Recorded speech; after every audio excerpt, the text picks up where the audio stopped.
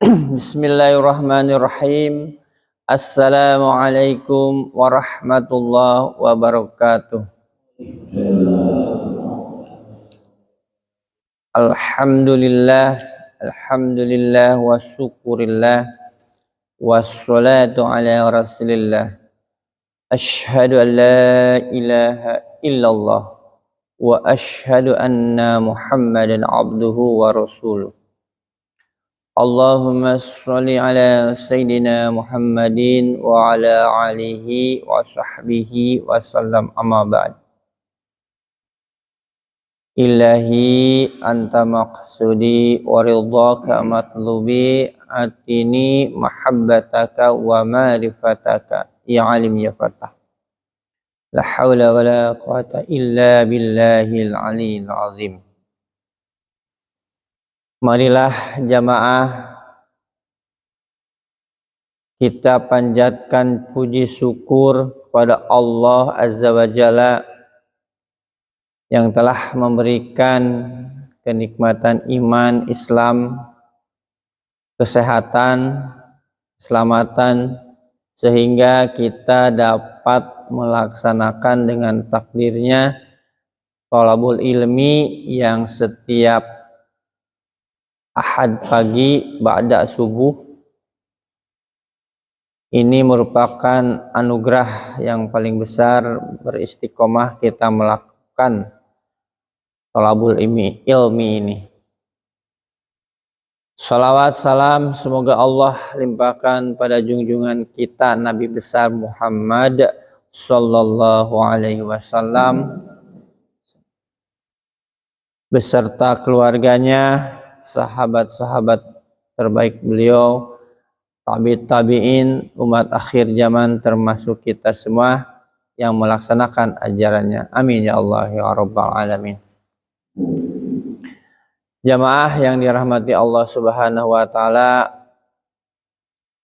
insyaallah pada hari ini Ahad tanggal 26 Mei 2024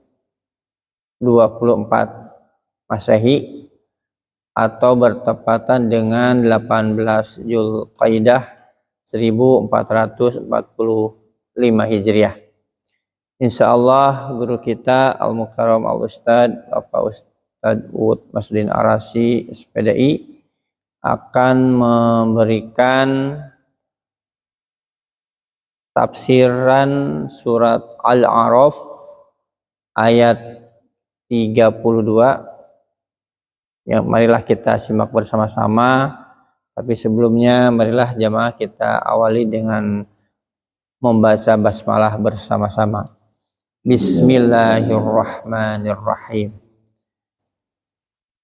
Selanjutnya silakan Bapak Tubagus Hendi untuk membacakan terlebih dahulu.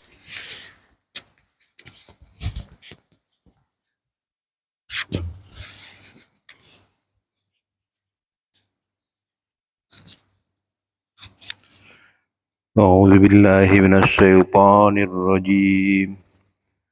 بسم الله الرحمن الرحيم. قل من حرم زينة الله التي أخرج لعباده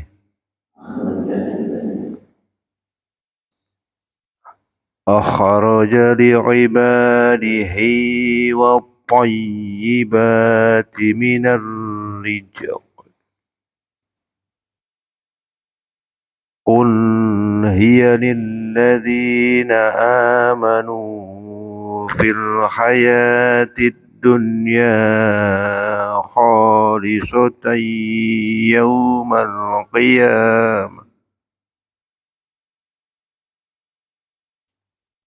كذلك نفصل الآيات لقوم يعلمون.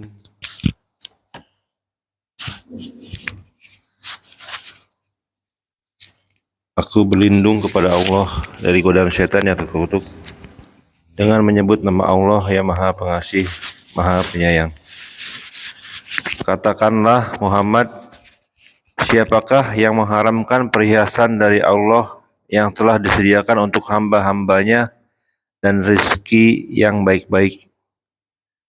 Katakanlah, semua itu untuk orang-orang yang beriman dalam kehidupan dunia, dan khusus untuk mereka saja pada hari kiamat. Demikianlah kami menjelaskan ayat-ayat itu untuk orang-orang yang mengetahui. Shadaqallahul azim. Demikian pembacaan surat Al-A'raf ayat 32 dan terjemahnya. Marilah kita simak kajian tafsir Al-Quran surat Al-A'raf 32 ini oleh guru kita Pak Ustadz Uds. Tafadhol Ustadz. Bismillahirrahmanirrahim. Assalamualaikum warahmatullahi wabarakatuh. Waalaikumsalam. Alhamdulillahi rabbil alamin wa bihi nasta'inu ala umuri dunya waddin. Wassalatu wassalamu ala asyrafil mursalin sayyidina wa maulana Muhammadin Sallallahu alaihi wasallam wa barik alaihi. wa ala alihi wa ashabihi ajma'in wa man tabi'ahum bi ihsanin ila yaumiddin. Amma ba'd. Rabbi shrah li sadri wa yassir li amri wahlul 'uqdatam min lisani yafqahu qawli ya fattahu ya alim. Bismillahirrahmanirrahim. Allahumma ftah lana hikmataka wanshur alaina rahmataka min khazaini rahmatika ya arhamar rahimin. Rabbi zidna ilma warzuqna fahma wa arinal haqqa warzuqna ittiba'ah wa arinal batila batilan warzuqna ijtinabah. Allahumma anfa'na bima 'allamtana wa 'allimna ma yanfa'una amin ya rabbal alamin. Hadratin bismillah sallallahu alaihi wasallam. Al-Fatihah. A'udzu billahi minasyaitonir rajim. Alhamdulillahirabbil alamin. Arrahmanir rahim. Maliki yaumiddin. Iyyaka na'budu wa iyyaka nasta'in. Ihdinas siratal mustaqim. Siratal ladzina an'amta 'alaihim ghairil maghdubi 'alaihim waladdallin. Amin. Alhamdulillah, pada pagi hari ini kita akan sama-sama membahas surat Al-A'raf ayat ke-32. Allahumma sholli wa sallim wa barik alaih. Ayat sebelumnya itu ayat ke-26 menyebutkan bahwa Allah telah menurunkan pakaian yang dipergunakan untuk manusia, mulai dari idenya, kemudian alat-alatnya, lalu bahan-bahannya dan sebagainya itu dari Allah Subhanahu wa taala dengan dikreasikan oleh manusia. Dengan fungsi pakaiannya adalah untuk menutup aurat dan untuk keindahan. Ya, keindahan atau membuat manusia lebih indah. Dan kemudian juga pakaian takwa. Tidak hanya menutupi aurat dan indah saja, tetapi juga suci untuk digunakan ibadah pada Allah Subhanahu wa taala. Kemudian ayat selanjutnya itu pada ayat ke-31 Allah memerintahkan agar kita setiap mau ke masjid atau setiap kita mau melakukan amal-amal yang baik atau perbuatan-perbuatan yang baik, pekerjaan yang baik, maka kita diperintahkan untuk menggunakan pakaian yang indah. Pakaian yang indah. Ya. Lalu ayat yang selanjutnya itu ayat yang ke-32. Allah berfirman, "Qul man harrama zinatallahi allati akhraja li ibadihi wat thayyibati minar rizq." Ini karena orang-orang kafir itu dulu mereka melarang berpakaian ketika tawaf dan melarang makanan tertentu ketika sedang haji. seperti melarang untuk makan daging dan makan gajinya ketika sedang haji atau sedang umrah. Maka Allah perintahkan kepada Rasulullah SAW untuk mengatakan kepada mereka, kul, katakan, man, siapakah, harrama, yang mengharamkan, zinatallah, perhiasan dari Allah, pakaian yang indah, atau ada yang nyebutnya yang bersifat estetik, yang seni, allati, yang akhraja, telah dikeluarkan oleh Allah, li'ibadihi, untuk hamba-hambanya. Ya. Jadi ini Allah memerintahkan pada Rasulullah SAW untuk mengatakan bahwa pakaian yang indah atau berpakaian yang indah itu tidak dilarang, ya. Artinya jangan mengharamkan pakaian yang indah, ya. Allati akhrajal ibadi, yang sebetulnya itu diturunkan pakaian-pakaian yang indah atau seni lah.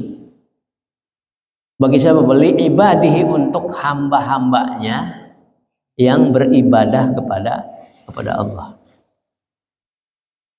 Jadi keindahan itu diturunkan untuk siapa? Untuk manusia-manusia yang merupakan hamba Allah. Kata-kata li ibadihi itu manusia yang suka beribadah, ya. Manusia yang suka beribadah. Artinya pakaian itu juga yang indah itu diturunkan oleh Allah itu untuk apa? Untuk ibadah kepada Allah, ya. Termasuk seni, segala macam seni itu semuanya sebetulnya diturunkan untuk manusia dalam beribadah kepada Allah, agar supaya digunakan untuk beribadah kepada Allah. Kalau orang barat itu mengatakan bahwa seni itu the art is for art. Seni itu hanya untuk seni, gitu. Seni itu hanya untuk seni, untuk keindahan saja, untuk kita nikmati saja di dunia, gitu. Tapi kalau orang mukmin semestinya the art for the God bless, gitu. Ada istilah gitu. The art for the God bless. Seni itu untuk Allah, untuk beribadah kepada Allah. Ya, apa itu seni pakaian, seni makanan, seni minuman, seni musik, seni, dan semuanya itu adalah untuk lebih nyaman lagi beribadah kepada Allah Subhanahu wa taala. Ini bagi orang yang beriman. Ya. Adapun nantinya seni digunakan untuk joget-joget, untuk apa? Memperlihatkan aurat, kemewahan, memperlihatkan aurat. Nah, ini yang salah. Yang salah itu adalah oknumnya. Kalau keindahan itu sendiri memang Allah sudah turunkan untuk manusia, ya, untuk beribadah pada Allah Subhanahu wa taala. Kan enak kalau masjid ini dibangun lebih indah, lebih nyaman, ibadah juga jadi lebih enak gitu kepada Allah Subhanahu wa taala. Nah, lebih khusyuk, ya, lebih tumaninah lah. Kalau tidak khusyuk. Gitu, ya. Wat thayyibati minar rizki, begitu juga siapakah yang mengharamkan makanan-makanan yang atau rizki Allah dari makanan yang enak-enak, yang baik-baik. Siapa yang mengharamkan makanan yang baik, yang diturunkan untuk manusia, ya, untuk manusia, agar supaya ibadahnya lebih nyaman. Orang kalau lapar naik haji, umroh atau tawaf, kemudian nggak boleh makan, lapar, bisa pingsan itu ibadahnya, jadi tidak khusyuk. Sama juga kita sedang mau sholat dan sebagainya, usahakan ya sudah sudah perut tidak keroncongan ya. Lagi sholat perut keroncongan, wah nggak khusyuk jadinya. Nah, jadi jangan mengharamkan sesuatu yang dihalalkan oleh Allah. Jangan mengharamkan sesuatu yang sebetulnya untuk manusia makan. At-thayyibat, ini yang baik-baik ya. Tentunya makanan bagi kita itu ada makanan yang halalan, thayyiban, yang halal dan baik. Ya kalau halal kita sudah tahu ya. Ada makanan yang dihalalkan, ada makanan yang diharamkan. Kebanyakannya kan makanan itu halal. Yang diharamkan itu hanya beberapa saja. Wat-thayyibat itu yang baik, sesuai dengan porsi atau proporsional. Proporsional itu ya artinya baiknya makanan itu ya sesuai dengan proporsi kita, ya kan? Kalau orang yang biasa-biasa, tidak punya penyakit dan sebagainya, makan daging jadi masalah kan? Itu baik. Tapi orang yang diabetes makan daging banyak, bisa sakit. Itu tidak thayyib berarti. Jadi thayyib itu sesuai dengan proporsi masing-masing lah. Ya, bersih, higienis, bergizi, bervitamin, itu thayyib. Dan proporsional, sesuai dengan proporsi kita. Orang yang punya penyakit diabetes makannya 2 piring, itu malah jadi penyakit. Kalau yang sehat-sehat aja sih 2 piring juga. Tapi memang Allah melarang untuk makan berlebihan, wala tusrifu, tidak boleh berlebihan ya. Karena kalau berlebihan itu justru akan mendatangkan penyakit, merusak diri sendiri itu kalau gitu. Nah, ya. Jadi jangan mengharamkan pakaian yang indah dan makanan yang baik yang sudah dihalalkan, yang sudah diturunkan memang untuk mereka, untuk manusia, agar supaya lebih dekat lagi kepada Allah Subhanahu wa taala. Ya, ibadahnya lebih khusyuk.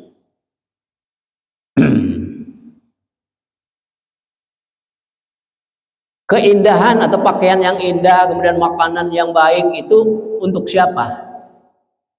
Nah, kul, katakan ya Muhammad, hiya, semuanya itu lilladzina amanu, untuk orang-orang yang beriman. Jadi keindahan atau pakaian yang indah, kemudian makanan-makanan yang halal, thayyib, baik, itu sebetulnya turunkannya untuk siapa? Untuk orang yang beriman. Lah kan orang-orang yang kafir juga makan, yaitu orang kafir juga kebagian kalau di dunia ya. Orang kafir bisa menikmati makanan yang sebetulnya untuk orang-orang yang beriman. Ya, monggo gitu. Artinya sebetulnya semestinya di dunia ini yang lebih menikmati rizki dan sebagainya, seni dan sebagainya, itu adalah orang yang beriman. Tapi kebalik enggak kenyataannya? Kadang-kadang orang yang kafir, orang yang tidak beriman kepada Allah itu lebih kaya, lebih ginding, menggunakan seni lebih banyak ya. Mereka lebih indah gitu, mobilnya lebih mewah dan sebagainya. Padahal itu semuanya diciptakan oleh Allah untuk orang yang beriman. Ya, tapi orang-orang yang kafir juga boleh menikmatinya gitu. Ya, boleh menikmatinya. Itu di dunia ya. Fil hayatid dunya, di dalam kehidupan dunia.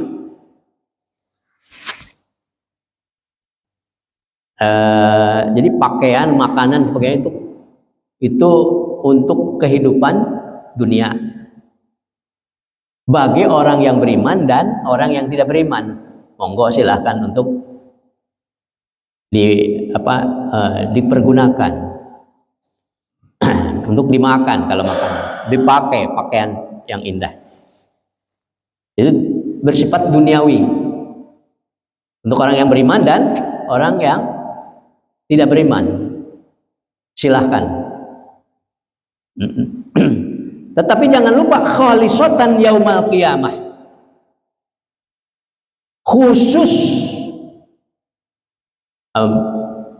pada hari kiamat itu untuk orang-orang yang beriman saja.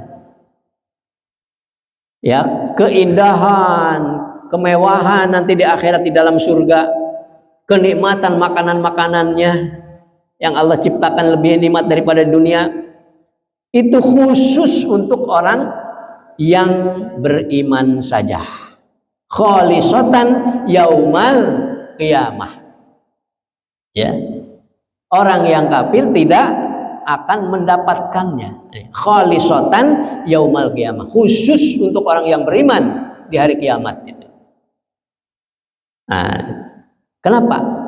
Kok orang yang beriman saja yang menikmati keindahan di akhirat nanti? Orang yang tidak beriman itu tidak. Ya. Di antaranya karena hanya orang-orang yang beriman saja yang menggunakan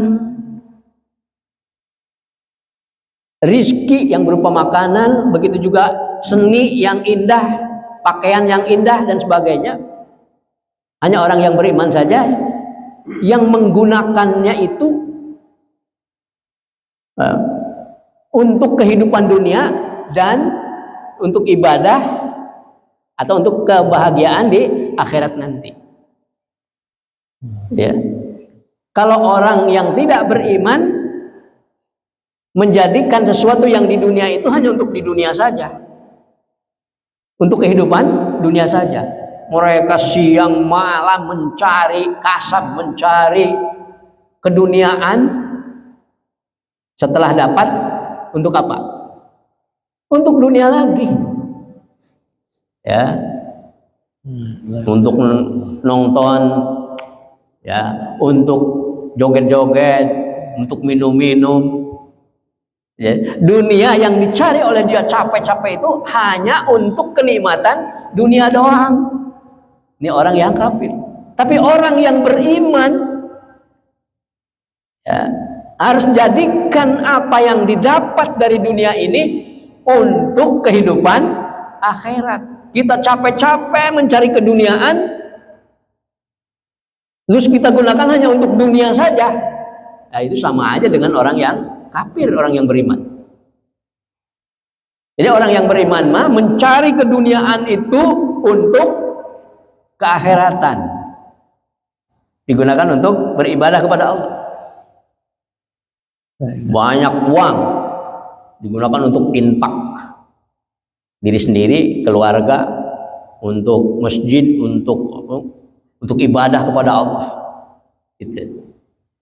Wabtaghi fima ataqallahu daral akhirah wala tansa nasibaka minad dunya. Nah, itu kan perintahnya begitu dalam Al-Qur'an. Carilah untuk kehidupan akhirat. Ya. Dengan apa-apa yang kamu dapatkan dari dunia ini yang diberikan oleh Allah kepadamu. Gitu ya. Ini. Nah, jangan sampai kita sama dengan orang yang kafir. Capek-capek dari pagi sampai malam mencari keduniaan, setelah dapat hanya untuk kehidupan dunia doang. Yang kecil gitu. Nah, ya. Jadi itu. Ya. Walatan, walaupun walatan sa nasibaka minad dunya, jangan sampai lupa sama dunia. Dunia itu jangan sampai lupa dunianya. Sebab kalau dunia kita tinggalkan sama sekali, maka kita akan dikuasai oleh orang-orang yang kafir. Ya, baik itu ekonomi ataupun kekuasaan, politik dan sebagainya. Itu kalau sama sekali kita ninggalkan keduniaan. Tapi jadikanlah apa yang didapat dari keduniaan itu untuk keakhiratan. Ya, wabtaghi fima atakallah darul akhirah wala tansa nasibaka minad dunya. Nah ini. Jadi di sini perbedaannya. Perbedaan seni bagi orang mukmin dengan seni bagi orang yang kafir. Ya.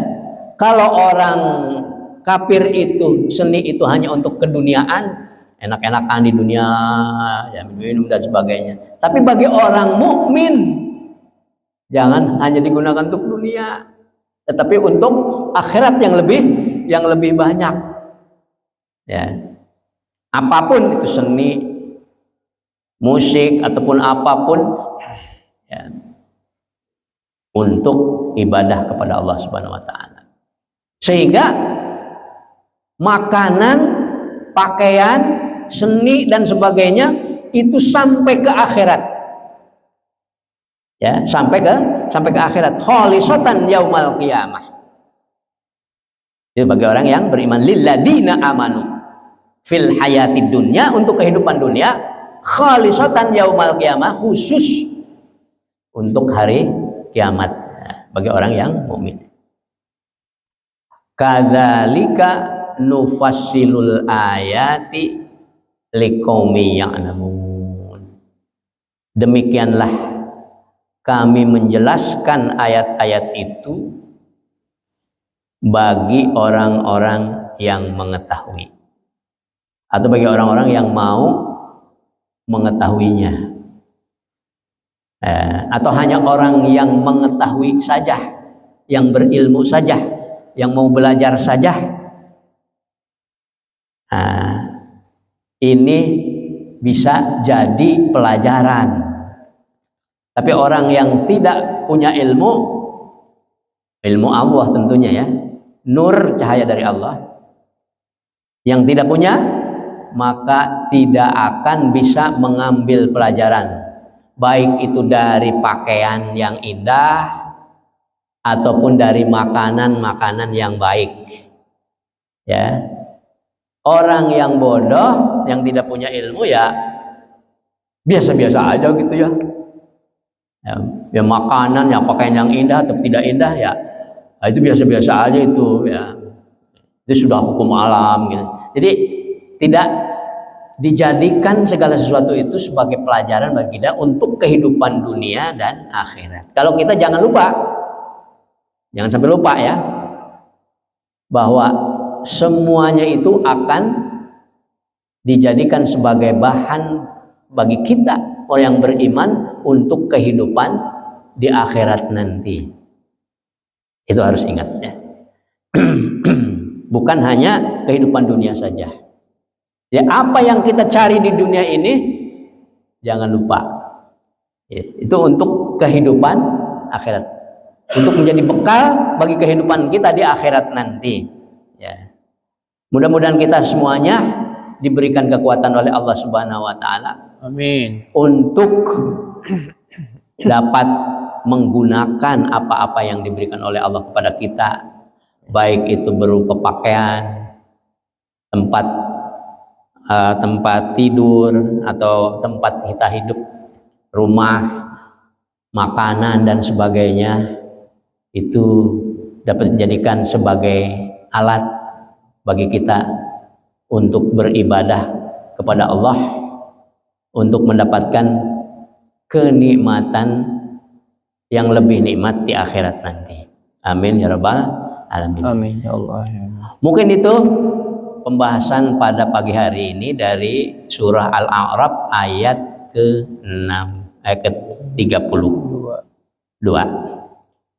Mudah-mudahan walaupun satu ayat atau sedikit, tetapi ada manfaatnya bagi kita semua. Amin. Amin ya rabbal alamin. Maka mungkin ada yang mau menambahkan tentang ayat ini atau menanggapinya dan sebagainya. Terima kasih.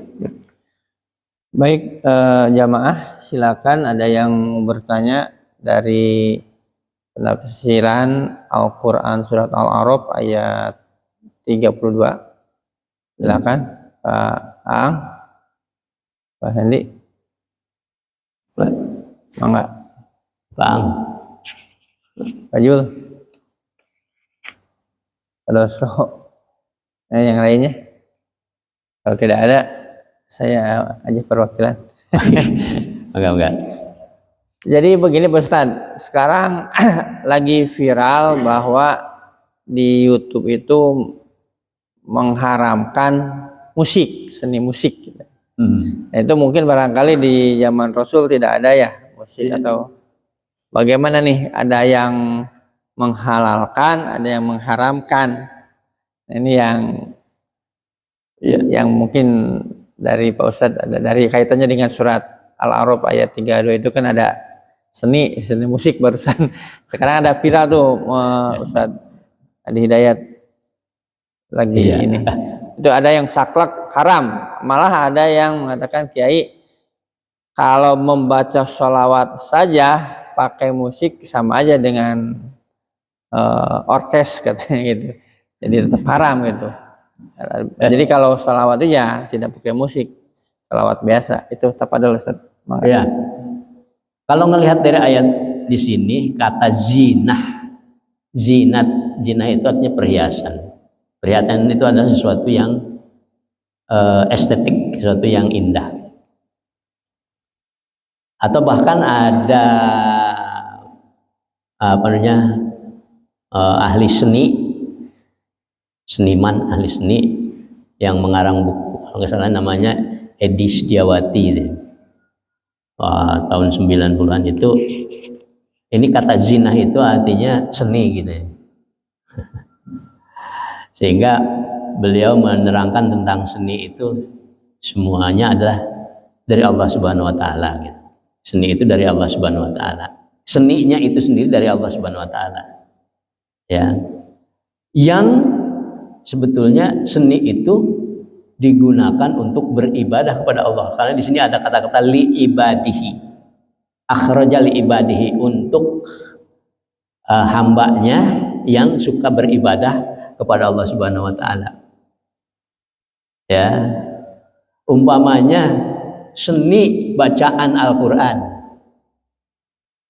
Ya. Seni bacaan Al-Qur'an. Itu kan ada namanya lagu Bayati, ada lagu Soba, ada Hijaz, ada lagu Jiharka, ada lagu Nahwan, ada Ros, ya kan? Ada lagu apa lagi yang belum disebutkan? Itu seni ya, seni membaca Al-Qur'an. Seni membaca Al-Qur'an. Oh, kalau imam di sini bacaan Al-Qur'annya tanpa seni, dengan yang membaca Al-Qur'an dengan seni, rasanya oleh kita bagaimana? Beda kan? Alhamdulillah, nggak ada seninya. Tapi ketika dia membacanya dengan menggunakan seni yang indah, maka kita juga akan merasakan lebih enak, lebih khusyuk. Itu seni itu sendiri memang dari Allah Subhanahu wa taala untuk beribadah. Nah, cuman di sini juga ayat sebelumnya itu ada peringatan dari Allah Subhanahu wa taala. Ya. Ya bani Adam la yaftinannakumus syaitan. La yaftinannakumus syaitanu. Jangan sampai kamu itu terfitnah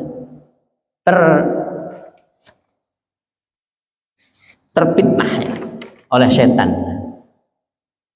tertipu oleh setan. Jadi seni yang diturunkan oleh Allah untuk ibadah kepada Allah oleh setan dirubah menjadi apa? Menjadi alat untuk joget-joget, untuk minum-minum, untuk membuat lupa kepada Allah Subhanahu wa taala. Jadi seni diturunkan oleh Allah bagi hambanya untuk ibadah, tetapi setan merubahnya digunakan untuk maksiat kepada Allah Subhanahu wa taala. Nah, ini seni yang digunakan untuk maksiat, yang digunakan untuk tidak baik untuk hanya keduniaan aja, kenikmatan-kenikmatan dunia saja, itu yang barangkali mungkin dilarang ya. Kalau seninya itu sendiri emang diturunkan oleh Allah untuk manusia. Penggunaan yang tidak baik dari seni itulah yang membuat ada orang yang mengharamkan musik, ada orang yang mengharamkan nyanyi dan sebagainya. Karena efek sampingnya itu menjadikan dia lupa kepada Allah. Maka kadang-kadang maka ada dalam Arab itu ya, alat seni itu disebut alatul lahwi, alat yang membuat lupa kepada Allah Subhanahu wa taala. Ya. Jadi jadikanlah seni itu untuk beribadah kepada Allah Subhanahu wa taala supaya kita lebih khusyuk ibadahnya ya. Nah, adapun bagaimana sih ininya takaran berseni ini yang susah sekali ya. Tergantung dengan hati kita masing-masing ya. Proporsi kita masing-masing. Nah itu tadi. Ada perbedaan antara orang yang beriman dengan orang yang kafir dalam menggunakan seni. Umpamanya seni dangdut. Seni dangdut. Kalau Oma Irama digunakan untuk apa? Untuk berdakwah kan seninya. Maka muncullah lagu-lagu kiamat, lagu judi, Tuhan Yang Maha Esa, judi dan sebagainya. Itu orang yang beriman, yang benar-benar beriman gitu. Tapi kalau yang membuatnya itu berseni itu bukan orang yang beriman atau orang yang beriman tapi la ya'lamun, ya, tidak tahu bagaimana cara menggunakan seni yang semestinya untuk beribadah kepada Allah malah dipakai untuk joget-joget, maka muncullah lagu-lagu cinta, lagu-lagu yang membuat dia malah semakin mabok, lupa kepada Allah Subhanahu wa taala. Gitu ya. Jadi bagi orang yang beriman, yang benar-benar beriman, seni itu digunakan untuk beribadah kepada Allah sehingga sampai kepada yaumul qiyamah. Yang membuat dengan berseni itu dia bisa mendapatkan pahala gitu. Bukan mendapatkan dosa. Begitu juga dengan makanan, sama aja. Makanan juga sama, pakaian sama.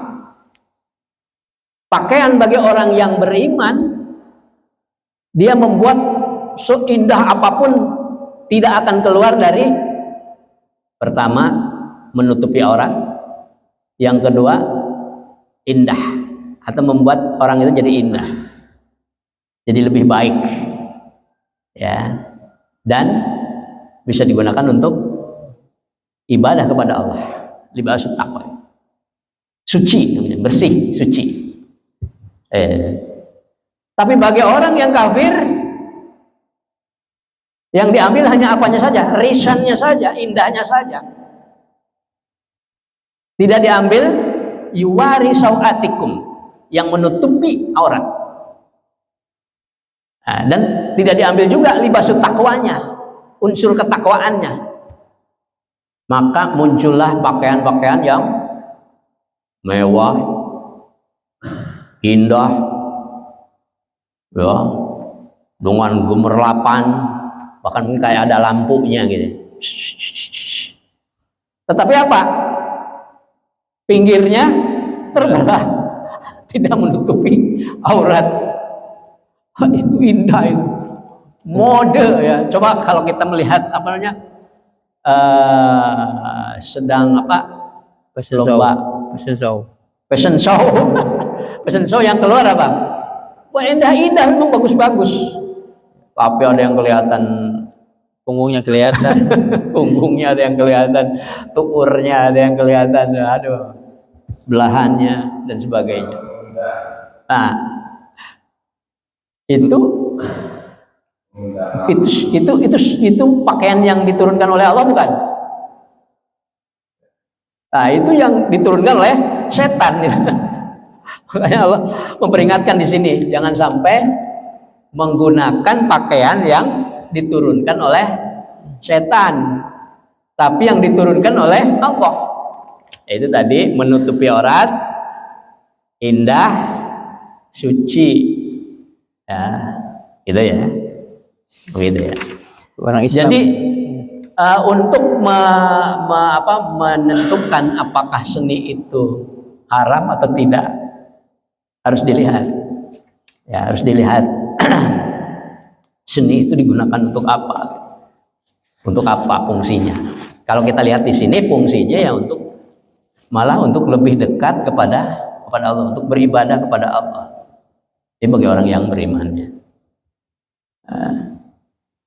Kalau yang digunakan untuk beribadah kepada Allah, ibadahnya semakin khusyuk, ya berarti seni boleh kita gunakan. Tapi kalau seni itu digunakan untuk keburukan,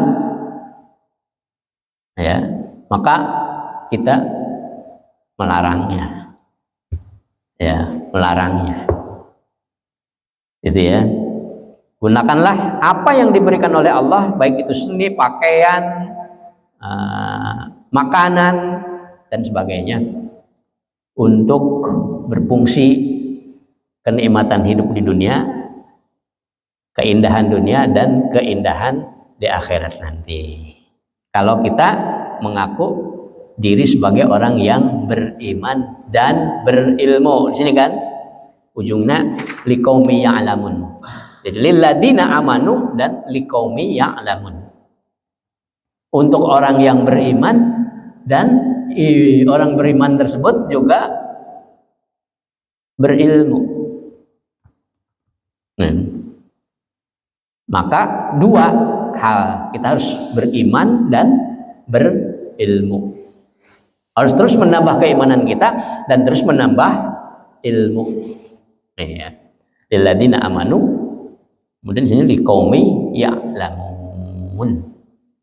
Itu mungkin itu Pak. Ya, ya seni itu seperti seperti alat-alat lain sih, seperti pisau. Pisau itu boleh kita gunakan nggak? Pisau boleh untuk ngerat daging, tapi pisau boleh nggak digunakan untuk membunuh orang? Kalau pisaunya sendiri itu halal, ya, pisaunya sendiri halal, seni itu sendiri halal, tapi penggunaannya ini memfungsikan yang halal itu, walaupun dia halal kalau digunakan untuk yang membunuh orang, malah jadi haram. Manusianya sendiri ya, kelakuan manusianya. Gitu ya, enggak? Ya. Terima kasih.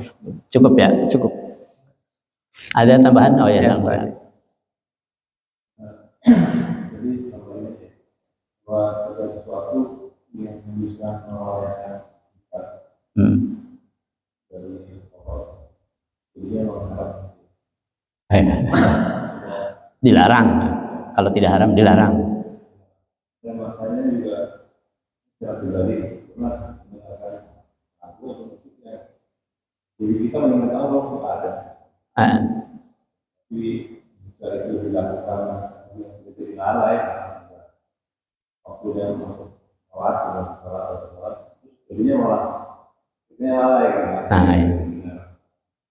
Kalau dari Allah sendiri sama itu kan nggak ada tuh melarang atau bolehkan nggak ada, karena itu nggak ada. Tapi para ulama mungkin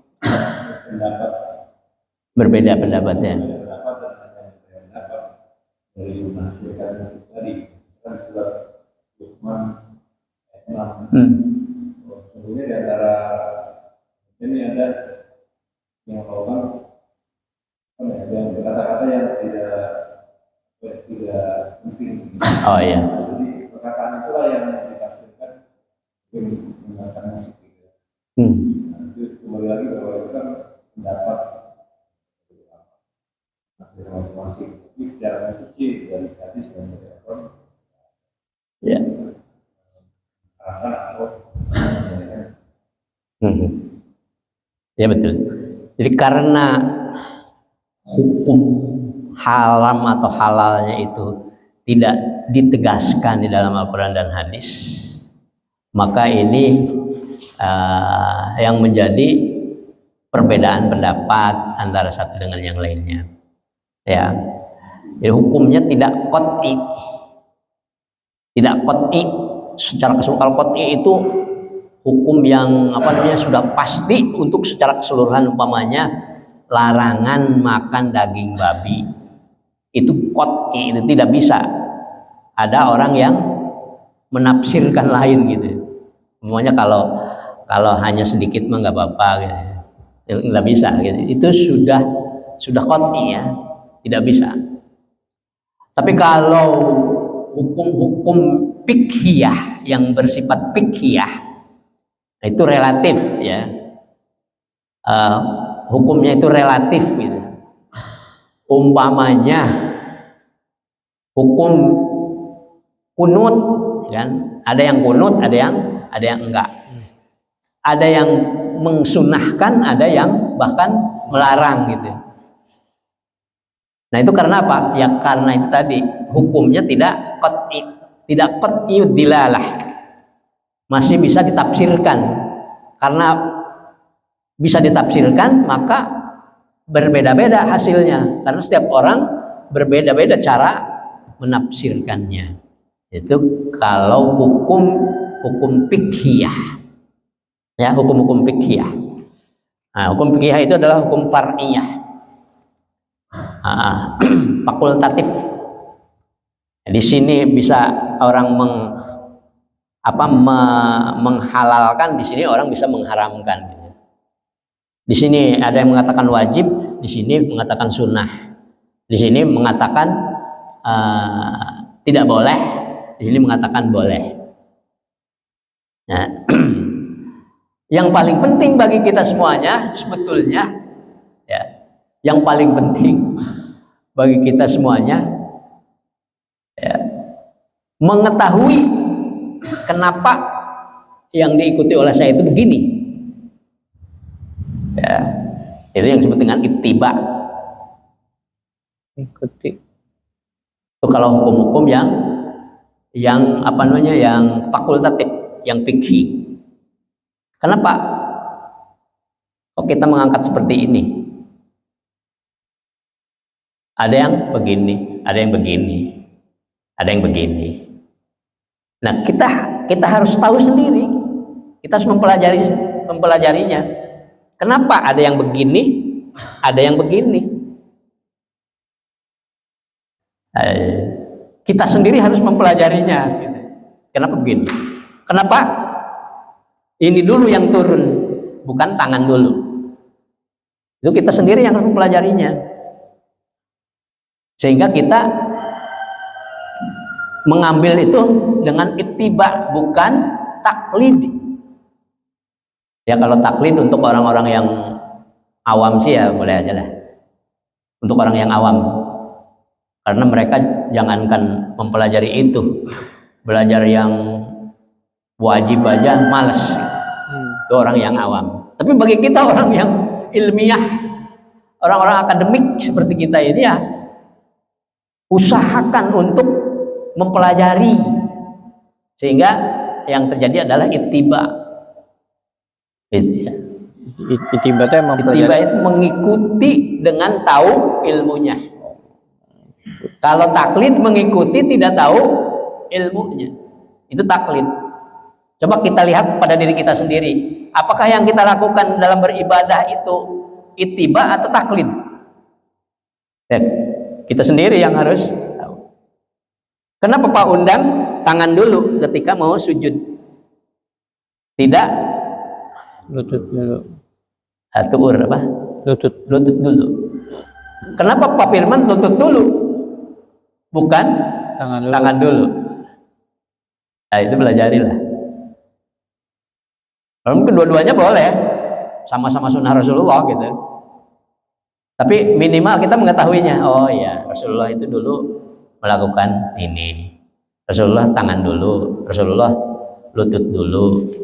Kalau udah Kapan Rasulullah menggunakan lutut dulu ketika mau sujud? Dan kapan menggunakan tangan dulu. tahu nggak kita? Karena kita tidak mempelajari, akhirnya kita tidak tahu ya.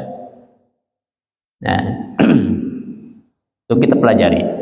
Kalau kita ingin mendapatkan lebih besar pahalanya antara ittiba dengan taklid, ya, ittiba dengan taklid sama-sama mengikuti, tetapi pahalanya beda orang yang taklid dengan yang ittiba. Kalau ittiba mah ada ilmunya, kalau taklid tidak ada ilmunya, tentunya beda kan ya pahalanya. Gitu. Jangan sampai kita terjebak dengan apa? Dengan fanatisme. Kitanya tidak tahu, ya, tidak tahu ilmunya, asal taklid saja, lalu fanatik dan mengatakan pada orang lain yang tidak seperti saya ini salah. Ya, nah ini.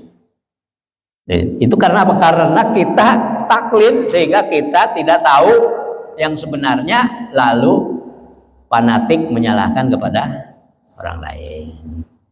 Nah, apalagi lebih tinggi lagi ijtihad. Kalau ijtihad itu betul-betul mempelajari dengan sepenuh pemikiran gitu, akhirnya menemukan oh ini kebenaran yang sebenarnya. Tapi yang namanya ijtihad itu ada syarat-syaratnya. Kalau belum menjadi ulama yang tahu ilmu ini, ilmu fikih, ilmu tauhid, ilmu sorof, ilmu nahu, ilmu badi, ilmu mantik, ilmu tafsir, ilmu riwayah, diroyah dan sebagainya, kita belum dianggap sebagai orang yang ijtihad. Maka minimal ittiba. Nah, minimal ittiba bagi kita. Ya, jangan selalu terus taklid ya. Apalagi fanatik menyalahkan orang. Itu ya.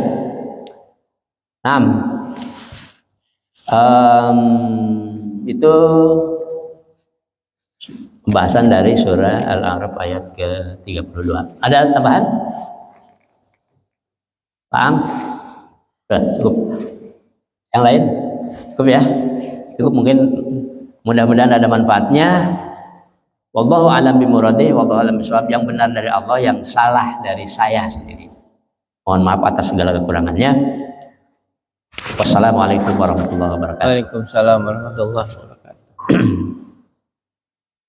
Baik jamaah, demikian ulasan tafsir dari surat Al-A'raf ayat 32. Insyaallah kita ketemu lagi Ahad pekan depan. Marilah kita baca hamdalah bersama-sama untuk mengakhiri pengajian kajian hari ini dengan kafaratul majelis. Ya.